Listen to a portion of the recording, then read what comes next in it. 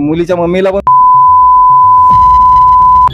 ती मुलगी बसली तशी म्हणून बेडरूम मध्ये बसलेली, मग ती पुन्हा बाहेर आली. मी नंतर कपडे चेंज करायला बेडरूम मध्ये गेलो आणि पाणी पियला. तेवढ्यात ती चेअर घेऊन मी आणि आईला मम्मीला सारखी बोलते तो दरवाजा उघडा ठेव, सेफ्टी डोर लावा होती तिची आईस, नाही गरम होते दरवाजा उघडा ठेव. आणि ते छोटा टेबल असं ना आपण आंघोळी करतो तो घेऊन बाहेर गेली आणि तिथं उभी राहून खाली उडी. कॉलेज झाकण घालतोय नाही दादागिरी गुंडगिरीवर.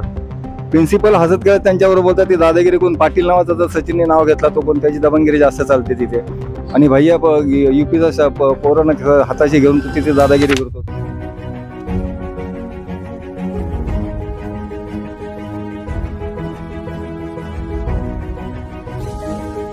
देख रहे हैं पीबीपी न्यूज, मैं राकेश तिवारी। इस वक्त हम विरार फुलपाड़ा शमशान भूमि में खड़े हैं। मामला इस प्रकार है कि एक लड़की कई मंचलों से परेशान होती है और वह अपने पिताजी से कहती है, कई दिन से डिप्रेशन में रहने के बाद अपने माता पिता से कहती है, और उसके पिताजी दादर में काम करते रहते, वो रोज अपने घर पे नहीं आते। लेकिन जब बच्ची को डिप्रेशन में देखते हैं तो पिता का एक फर्ज होता है, वो पिता आता है और बच्ची से बात करता है। बच्ची बताती है कि उसे कॉलेज में कुछ मनचले ब्लैकमेल कर रहे हैं, बाकायदा उनके सबके नाम है, और वह पिता अपने परिवार को साथ में लेकर विवा कॉलेज जाता है। विवा कॉलेज के प्रिंसिपल से बात करने की कोशिश करता है। विवा कॉलेज के प्रिंसिपल जो कि इस चीज को गंभीरता से नहीं लेती हैं, और जो आरोपी हैं, जो मुजरिम हैं, जो गुनहगार हैं, उनके कंधे पे हाथ रख के हंस के बात करती हैं। और उसमें से कहते हैं कि एक बच्चे का आईडी नहीं था, वो बाहर से था, उस कॉलेज का था भी नहीं, और उसके बावजूद इनकी मीटिंग में आता है और गलतियां छुपाई जाती है बच्चे की, और वही बच्चा वहां पे हंसते हुए निकल जाता है और नीचे आकर विवा कॉलेज के नीचे आकर उसके पिता को मारता है, माँ को गालियां देता है। और उस के साथ में जो आरोपी है, जो गुनहगार है, उसके साथ में एक लड़की रहती है। वह अशब्द, अभद्र, मैं उस भाषा का प्रयोग नहीं कर सकता हूं, वह लड़की निर्लज्जता के साथ में लड़की को भी जलील करती है, लड़की की माँ को भी अशब्द बोलती है। वहीं पे उसके आजोबा रहते हैं, आजोबा को भी जलील करती है। कहीं ना कहीं यह मामला विरार कॉलेज, विवा कॉलेज का है, और विवा कॉलेज के प्रिंसिपल को जरा भी शर्म होती, जरा भी लज्जा होती, काश उस जो लड़की ने आज आत्महत्या किया उस जगह पे विवा कॉलेज के प्रिंसिपल की लड़की होती या उसके परिवार का कोई सदस्य होता, तब उसको पता चलता कि यह दर्द क्या है। एक जवान, एक 19 साल की लड़की अपने परिवार को छोड़ के जाना एक बहुत बड़ा दर्द और बहुत बड़ा एक कहते सबक हो गया है। लेकिन कॉलेज के ट्रस्टियों को यह कदम गंभीरता से उठाना चाहिए और उस प्रिंसिपल पे भी गुनाह दाखिल होना चाहिए कि अगर वो प्रिंसिपल, उस कॉलेज के जितने बच्चे हैं, प्रिंसिपल के कहीं ना कहीं परिवार होना चाहिए, उनके प्रिंसिपल को उसे अपनी बहन बेटी समझ के चलना चाहिए। लेकिन प्रिंसिपल में ये अपना फर्ज ना निभाते हुए प्रिंसिपल ने कहीं ना कहीं अपराधियों का मन बढ़ाया, और उसका नतीजा ये निकला कि जब माँ को पिताजी को मार खाते देखती है लड़की, बेइज्जती होती है, और उसके फोटो का ब्लैकमेल कहीं ना कहीं कुछ उड़ाया जाता है, उसके चरित्र को दागदार किया जाता है, तो वो लड़की के पास कोई जरिया नहीं था आत्महत्या करने के अलावा। और लड़की घर पे आती है शांति से, घर में माँ बाप रहते हैं, स्टूल उठाती है, छोटा स्टूल जो होता है वो रखती है, उस पे से डायरेक्ट चौथे माले से उड़ी मारती है। सोचो उसने कितना बड़ा कलेजा किया होगा आत्महत्या करने के लिए। लेकिन अभी तक विराज कॉलेज से कोई नहीं उसके परिवार से मिलने आया यहाँ पर, और ना ही कॉलेज के प्रिंसिपल वगैरह किसी ने खेद प्रकट किया, और न ही अभी तक वो आरोपी पकड़े गए। और 4 आरोपी, 3 आरोपी, और वो साथ में जो महिला नीचे थी जिसने उनकी आजी को, उनकी माँ को और उनके पिताजी को अभद्र बोला, जिस तरह से वो उस लड़की ने बोले तेरी माँ भी ऐसी होगी तब तो ऐसी है, इसका मतलब कहीं ना कहीं वो लड़की और लड़की के परिवार भी कहीं ना कहीं गलत होंगे, और लड़की को भी इसमें आरोपी बनाना चाहिए, क्योंकि कहीं ना कहीं इन लोगों ने उस लड़की को आत्महत्या करने के लिए मजबूर किया।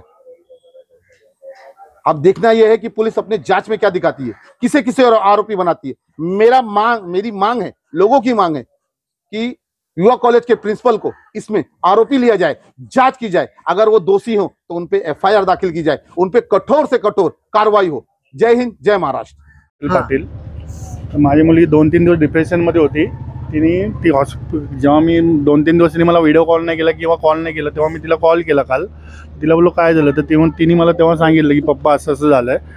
मी म्हणून त्या हिशोबाने मी आज मंडे त्या हिशोबाने आज कॉलेजला आलेलो तिला भेटायला। मी इथे नसतो। कोणत्या कॉलेजला? विवा कॉलेजला। तर मी इथे नसतो, मी लालबागला असतो, फक्त सॅटर्डे संडे सुट्टी असल्यावर मी इकडे येतो।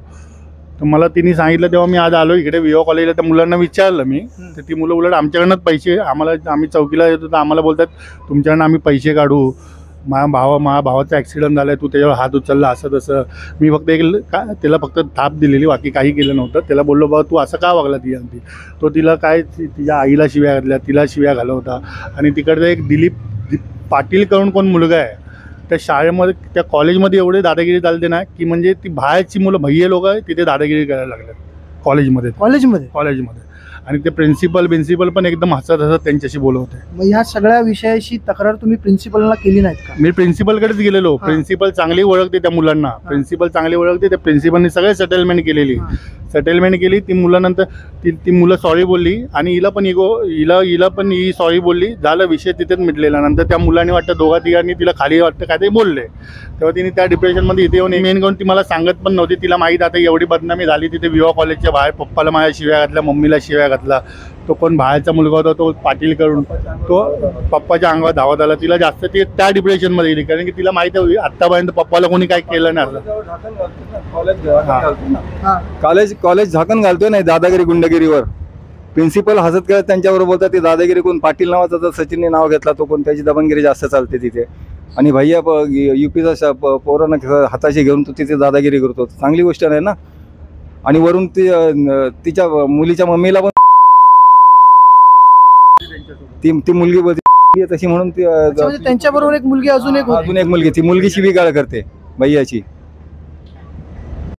तू तशी आहे म्हणून तुझी मुलगी पण तशीच आहे. आईला म्हणजे आता हे ऍक्सिडेंट झालं हे झालं ना तिच्या मम्मीला शिव्या द्यायला लागली. ते आता क्रिटिकल सांगतात डॉक्टर तिची कंडिशन. चौथ्या माळावरून उडी टाकून ती डिप्रेशन मध्ये आले. काय तिच्या मनाला आलं काय माहिती. आणि खाली येऊन परत तिला टॉर्चर केलं त्या पोरांनी. तुला दाखवतो तुझे फोटो आहेत तुझ्या. हे सगळं प्रकरण विवा कॉलेजमध्ये नंतर विवा कॉलेजच्या काहीतरी खाली मी पण त्या मॅडमला पण सांगितलं. ते मॅडम बोलले आता काय ते आमचा हा विषय निघाला नाही. आता तिला खाली येऊन तिला धमकी दिली ती की बाबा असं असं आहे, तुझे फोटो आहेत ते दाखवतो, आता स्प्रेड करतो, फोटो व्हायरल करेल म्हणून. पोरांनी तुझे फोटो मी व्हायरल करेल म्हणून. तिचा चेहरा फक्त घेऊन बाकीचे फोटो तिने नेगेटमध्ये त्याचे जागा हे केले होते त्यांनी. मग आता तिचं प्रिन्सिपलने त्याला डिलीट करायला सांगितलं की नाही काय माहिती. काय कामाचा व्यापासून पोलिसांच्या जास्त झंझटमध्ये जिथं जवळ शॉर्ट आउट जर कॉलेजमधूनच शॉर्ट आउट होत असेल तर त्या हिशोबाने तो बोला ठीक आहे तू सॉरी बोल शॉर्ट आउट झाला. नंतर खाली येऊन तिला टॉर्चर का करायचं यांनी. तू अशीच करतो माझ्यावर असेच राहा, तू माझ्यावर संबंध असेच ठेव, नाही तर मग मी तुला हे करन, तुझे मी फोटो व्हायरल कराल आणि सगळ्यांना हे करत तुझ्या कॉलेजमध्ये बदनामी कराल. हे असे शब्द तिला बोलला तो पोरगा. नाना चोपड्याची मुलं आहेत, आचोलेची की कुठली मुलं आहेत ती, गुरुदत्त नगरची. तर त्याचं एकाचं नाव शिवा करून आहे, एक आहे आपला अमित. तो त्या कॉलेजमध्ये पण नाही, फेक ID करून त्या कॉलेजमध्ये येतो आणि त्या फेक ID करून त्या कॉलेजमध्ये भरपूर जण येतात. एक आता त्या शिवासंगती ज्या मुलासंगती आता पेपर देऊन येत होता ना त्या मुलासंगती एक मुलगा होता, तो पण फेक ID त्याच्याकडे. तो बोलतो नाही मी उसको लेने को आया. तिथे मॅडमच्या समोर पलटी मारली त्यांनी. त्याचं नाव काय चांगलं राकेश पाल. मी घरात होतो, मी फक्त किचन आम्ही आलेलो कॉलेजमधनं आणि फक्त मी किचनमध्ये पाणी पियायला गेलो. तिची मैत्रीण पण होती, ती आधी बेडरूममध्ये बसलेली मग ती पुन्हा बाहेर आली. मी नंतर कपडे चेंज करायला बेडरूममध्ये गेलो आणि पाणी पियायला.